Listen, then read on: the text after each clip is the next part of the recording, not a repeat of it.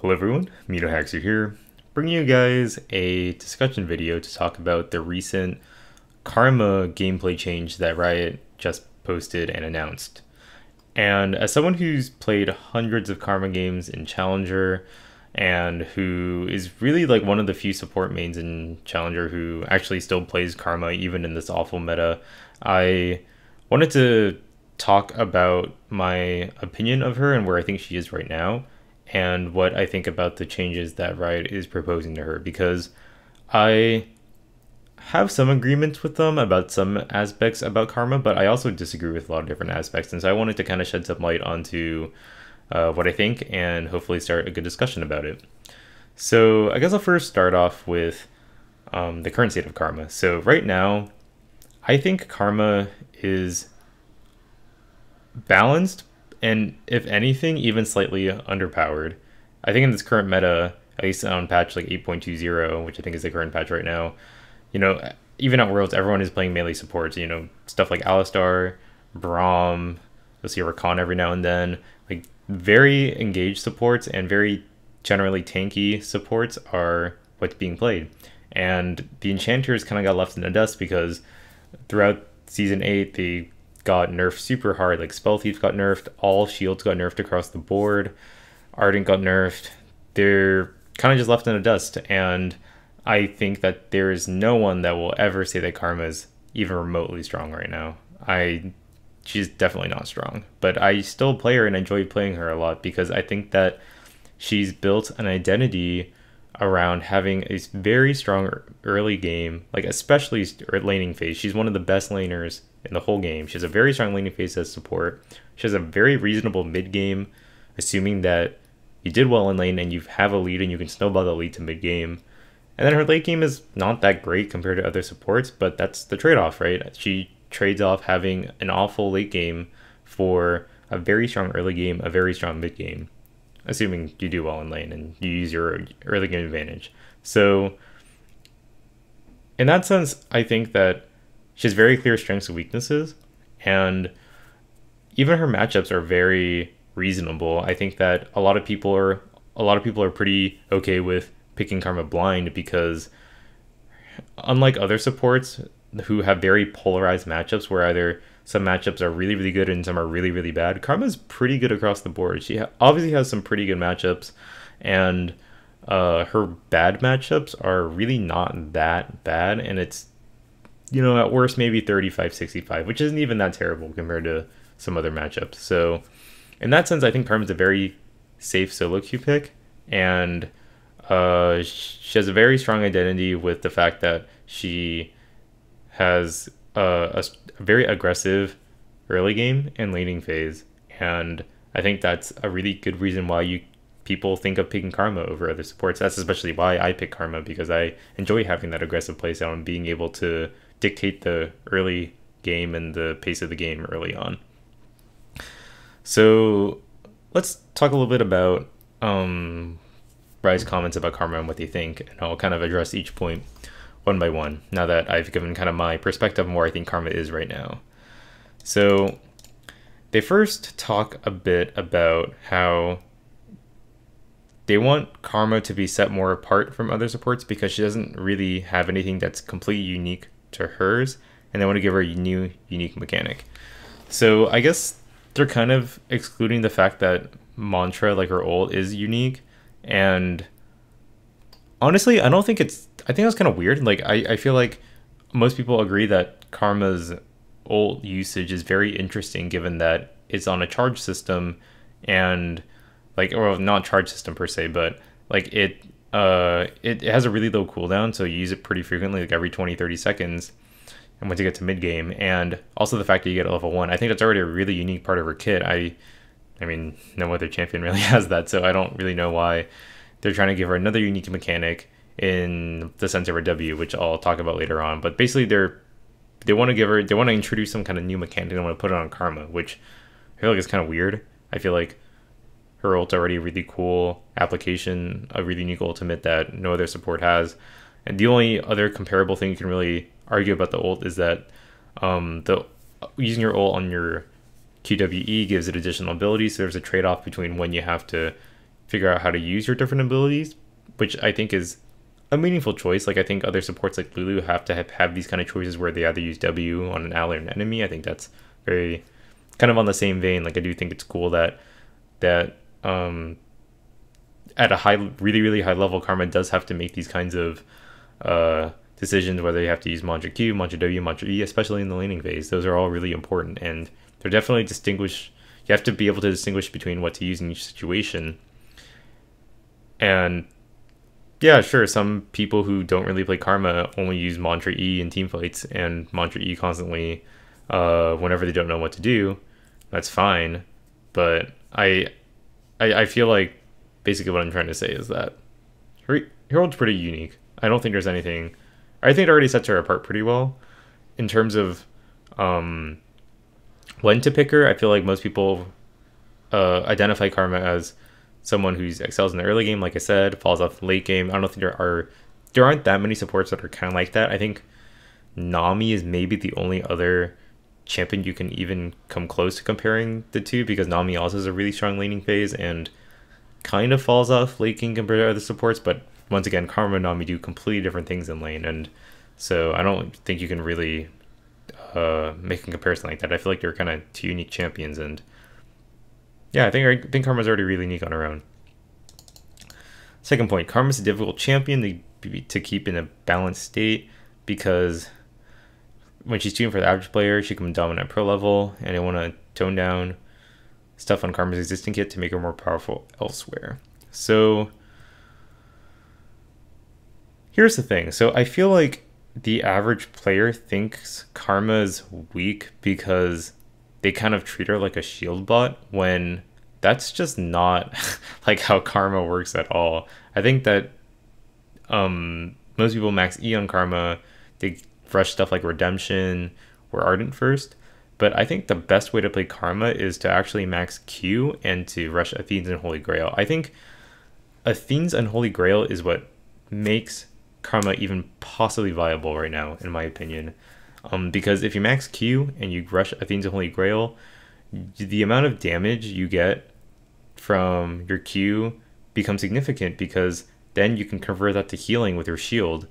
And even though you're not putting extra points into your E, you with the heal that you're providing from Athene's, you're basically putting points into your E as you're leveling Q, because your damage kind of translates into more healing for your ally. So I think that when Riot kind of has to look at Karma and try to balance her numbers, they also should really look at Athene's, because I think if they want to change anything about her kit, they should also really tweak the numbers on the item as well, because that is like, she's probably the best user of Ardent in the game, outside of, I guess, maybe Soraka and maybe Nidalee. Those are the only two champions I can think of off the top of my head that can even come close to having that great of Athene's usage as well.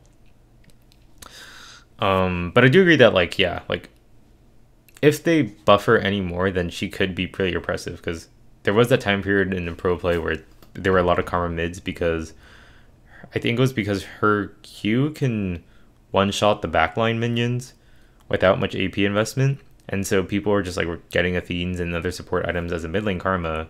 They're still clearing waves like crazy, and I agree that's kind of like, that's not like very fun and engaging for mid laner and stuff like that, because she's so safe and she can run away and stuff like that. So I agree somewhat with that like they have to be careful with how oppressive she can be in pro play, but I think that if they're going to tweak anything about her in terms of numbers, they should be looking at Athene's in addition to her other numbers on her abilities.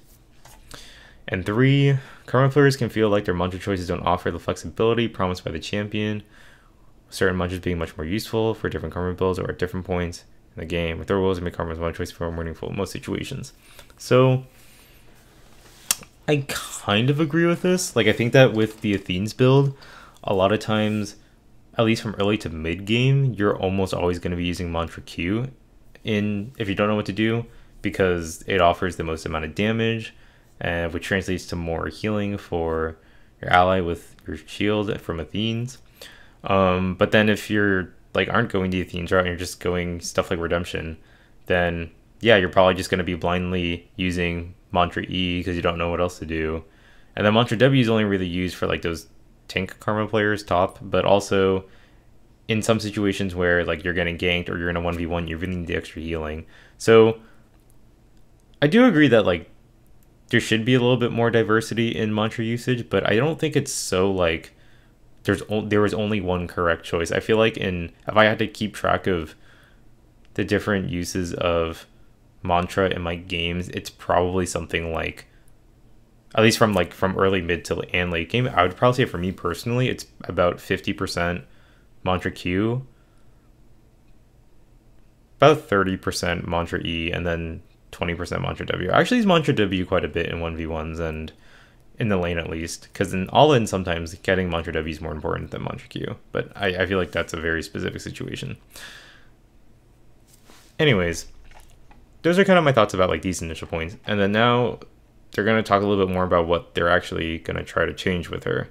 So the first point is that they want to try to introduce a different way to reduce the ultimate cooldown, because most pro players are really good at weaving in auto attacks while they're fighting as Karma, and that helps reduce the cooldown on her ult by quite a bit.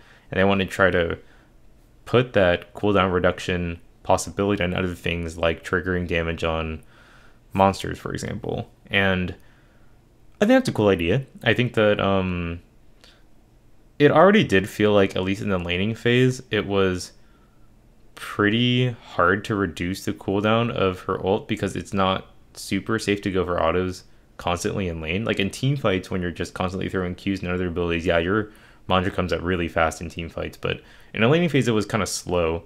I don't know if making a trick on monsters is really gonna change anything, but I don't know if it's like that big of a problem. I felt like in lane, at least, your level 1 ult cooldown's about 40 seconds, and so having a guaranteed poke every 40 seconds I don't think is completely unreasonable. I actually think that's very fair. So I don't know if they really need to change that, but I mean, like any kind of like, I mean, this is obviously very clearly a buff since they're just making it trigger on both champions and monsters, so like that's fine. I mean, I guess I can just use spells and attacks on scuttle crabs, or even something taking raptors too. I think Karma's pretty good at taking raptors as well if you max Q, so that's fine. I mean, I don't have an objection to buffing things. Like I think the ult cooldown overall is like fine. I guess they're trying to help out the worst players, but that's totally fine for me. And then they're trying to reduce the movement speed in our kit because they want to reduce the movement speed given to allies near your primary target, because movement speed is really good in highly coordinated play than standard ranked play. So they want to free up some of the power here so they can buff other things. So once again, I'm kind of going back to the idea where I usually just use the shield as this is like for healing from Athenes, and so I don't even find myself using mantra E that much in team fights, because sometimes the AoE slow is also really useful. It obviously kind of depends on the situation, but even with mantra E on multiple allies, most Karma players would only do that to also apply Ardent Sensor buffs to as many people as possible. So I agree with this change in the sense that the movement speed wasn't, the AoE movement speed wasn't necessarily the most important part about our kit. I agree that like in highly coordinated play, yeah, it's like pretty good to have a burst of movement speed and everyone's on the same page. But in solo queue, when everyone's kind of doing their own thing and it's a clown fiesta, yeah, it probably doesn't really matter as much. So if they want to like nerf that by buffing something else, yeah, that's totally fine. I'm actually totally okay with that. I don't think there's any issue with that, because even if you're trying to use mantra E to chase people down as your team with your team, there's usually one person on your team you want to actually give the movement speed to the most. So I mean, that's totally fine. Like, I think that's actually a very reasonable change. And then they did a little bit more tweaks, like trying to put more damage in initial hit of projectile and less in the detonation. I think that I agree with that. I think the detonation part isn't like the most important part about that. I feel like a lot of times when you're just poking with mantra Q, you're only getting the first part and never the second part, so that's fine. I mean, I like that. Buffs are buffs. Um, for the Mantra W, trying to scale on both missing HP and with directly with AP. Yeah, that's fine. I mean, they even just buffed her just this patch by increasing the root duration. So yeah, and I do think that giving more buffs to W will encourage more aggressive all-ins on Karma. I think that's awesome. Like, once again, Karma is a very aggressive early game champion, so I mean, anything to buff her all-in potential, encourage more aggressive plays in the lane, more fun for everyone, right? I think that's fine. For Mantra E, like I said before, they want to lower the movement speed and split it, and the shared shield would be much higher. Yeah, like I also kind of thought that it's fine if they want to take out the movement speed because it wasn't really the most important part about her kit, and yeah, I kind of agree with this, honestly. So here's here's the weird thing that's coming up. So I would say like they're pretty much saying the same thing as before in terms of giving the overall view for a kit, but this is what's really different. You're changing W so that you can now cast it on allies, and on ally cast, Karma will reduce the target's ally's basic ability cooldowns by up to X seconds. And then her mantra W of that is that it gives mana back to that ally. So this is a hard thing to discuss because this is the first time Riot's even thinking about this mechanic of reducing cooldown on basic abilities on an ally. So right off the bat, just from hearing that, that obviously sounds broken, right?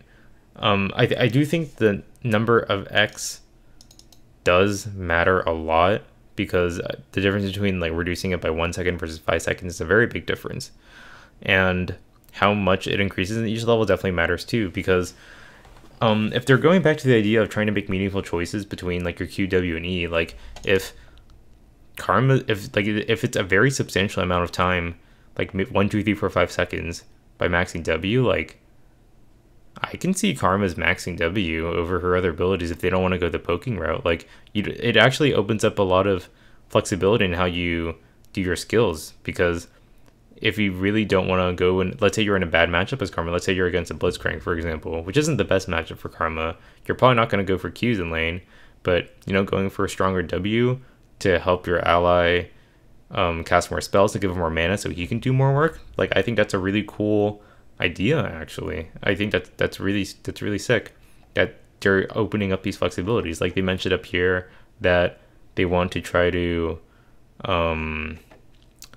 give more meaningful choices with her mantra. Then yeah, like I mean, this is a totally reasonable way to do that. Like if you have like a Lucian, for example, and he's gonna go and use a full set of combo of rotation of spells to do stuff, and then Karma just slaps on a W with a mantra, give him more mana, reduce all his cooldowns, so he does another rotation pretty much immediately afterwards and dashes again. Like that's awesome. Like I think that's a really interesting way to approach the lane, and that does offer a lot of meaningful choices. So as much as people think that this is like blatantly broken, I don't necessarily agree with that, because using this on your ally constantly and like putting more points and priority to your W makes you extremely vulnerable. Like imagine, let's say you're like level 5, you have 3 points in W, 1 point in Q, 1 point in E. Like if you use your W on your ally, like after that's done, the trade's done, if you don't back off, like you're gonna get